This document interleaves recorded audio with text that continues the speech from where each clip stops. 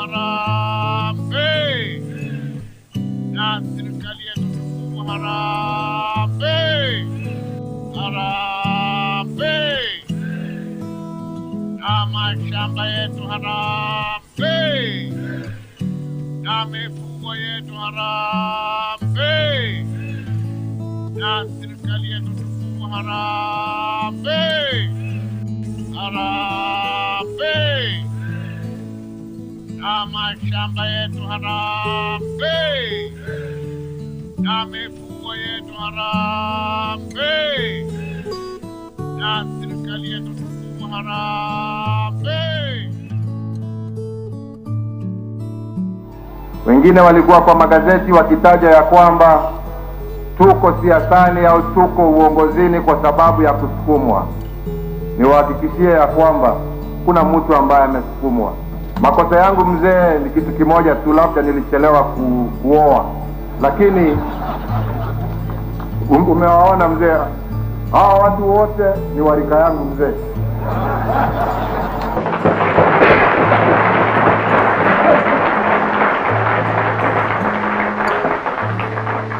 Mr. Chairman, Your Worship, ladies and gentlemen, it is great pleasure for me to be here this afternoon to address such a large gathering of farmers like myself. If we must live together, if we must work together, we must learn how to forgive one another.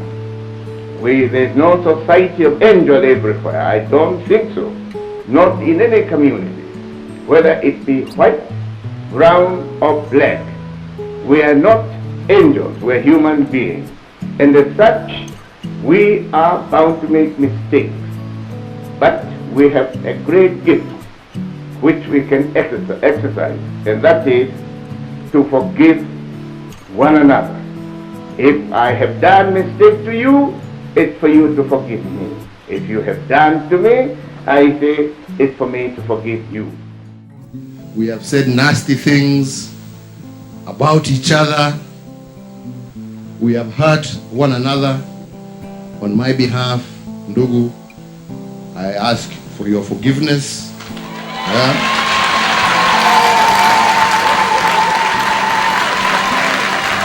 And I tender my apology.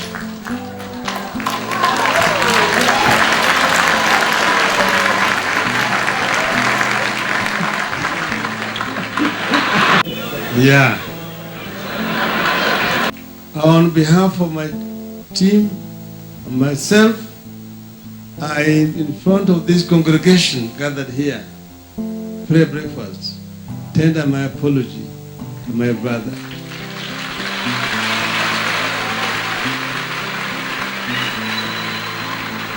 During our discussions, he accused me of having insulted him.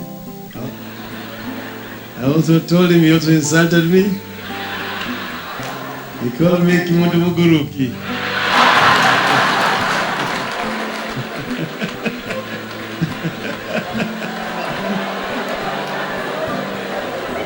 Apologize.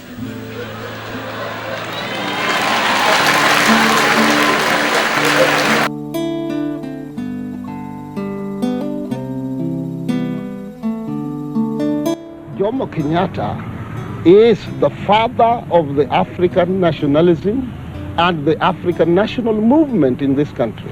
But surely you're all rather more advanced than he is in your thinking about politics. Wouldn't he embarrass you if he was really let go now? We cannot in any sense be more advanced than our teacher and master, whom I think is much more advanced in political outlook in this country than we are. We are still just in the stages of learning politics from him.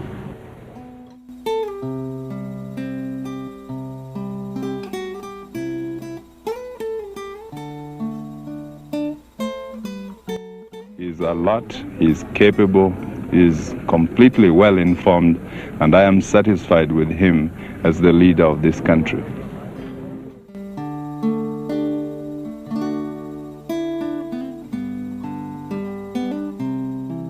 fact, I'm very happy and excited to have my brother Raila here with us on this day.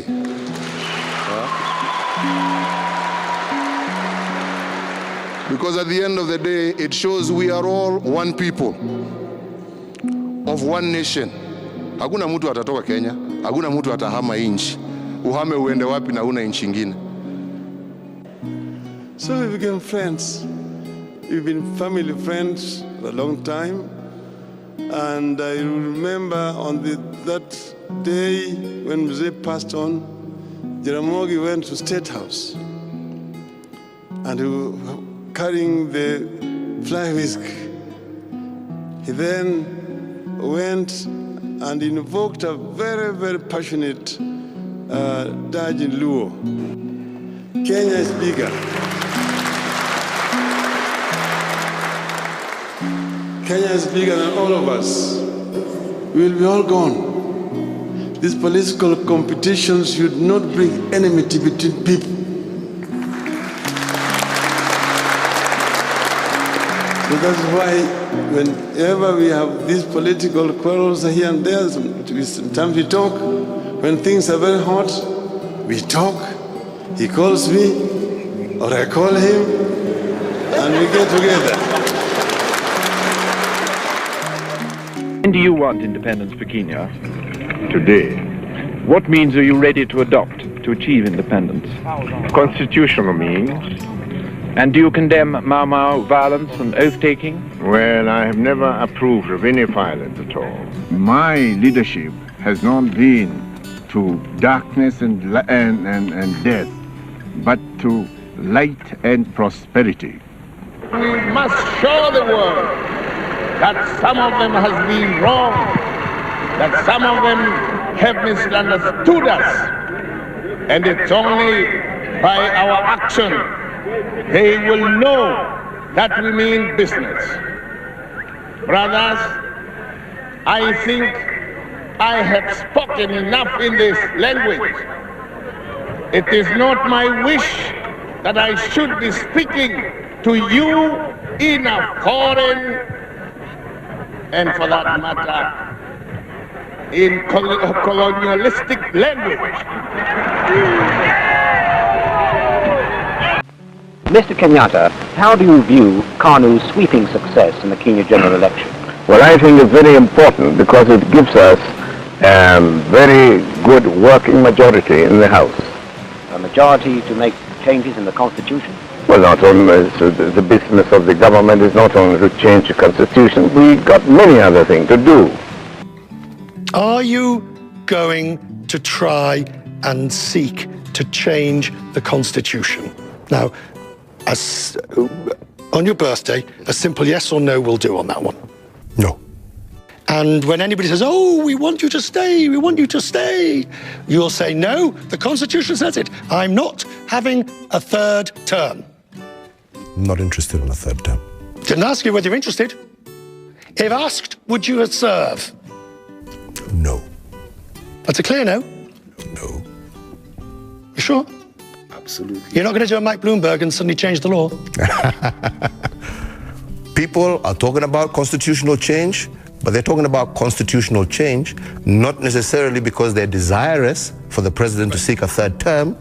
They're talking about constitutional change because of issues related to the costs of running this new constitution, etc., etc. That's the issues that are on the table.